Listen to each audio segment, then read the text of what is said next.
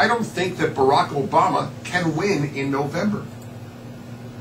I think Democrats have every reason to be afraid of Barack Obama being the nominee.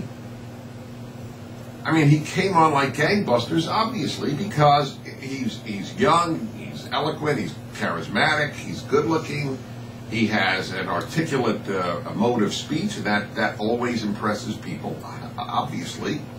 I'm glad it does, or I would have a different job. I think it's great that people like articulate people. But as you get to know him, it doesn't seem like there's much there. And what there is there has been very disturbing. Beyond change, we believe in change, and we will go beyond red and blue. Beyond that, there's when there is substance, the substance is a little scary. People are bitter, and when they're bitter, they turn to religion and guns and whatever else he mentioned. That was revealing, because we have so little of substance on which to judge the man that anytime there really is an off-the-cuff remark, we grab it to find out who is this man. I will transcend race, but decided that the church of 20 years of my life will be a black-centered, Afro-centered, Jesus is black, America injects AIDS into blacks church. That really transcends race. This is, to me, one of the great examples of the terrible damage done by a feminist thought on the sexes, because it was based on theory, not reality. Feminism is a rebellion against nature. Nature made men and women different. Nature made women want men. And feminism said women need men like fish need bicycles. Right? That was the idea. It is a rebellion. It's the rebellion of theory versus reality. Boys are different. What has happened today is a generation that has been raised by these egalitarian / sameness values is raising your boy. Nearly all your boys' teachers are women, and many of them are wonderful people. It's not an attack on them, and nearly all their principals are women.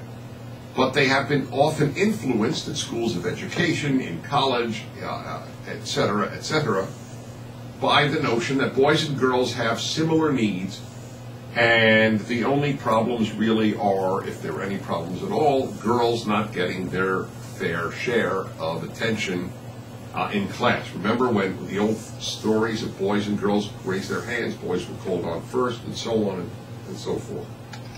So as a result, what has happened is what is natural to boys, which is to jump on each other, beat each other up. I don't mean beat each other up in a serious way, just beat each other up in a play way, to play even tag with the girls, which was the highlight of my entire elementary school experience. That is all I remember from elementary school, recess. I have no idea what went on in class. And I would chase the girls in tag, and it was a highlight of my being, of my existential reality. This is forbidden. I will not say that Jimmy Carter is a bad man, although it does go against my theory that we are bad or good based on whether we do bad or good. But since I don't want to deflect from my point, I will say that there is no question in my mind that he has done more bad on earth than good since leaving the presidency, and indeed since being president. As a religious man, he will have a lot to repent for, because he assesses himself by his motives, not by his behavior, as all the sanctimonious do. I mean well. He loves peace. He loves peace. And that's all that matters. He loves peace. So if he goes to people who slaughter innocents as a matter of policy, it doesn't matter, because he loves peace.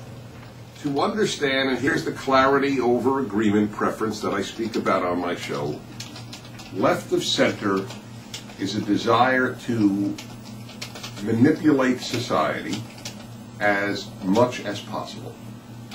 You cannot do that unless you have most of the money of the society.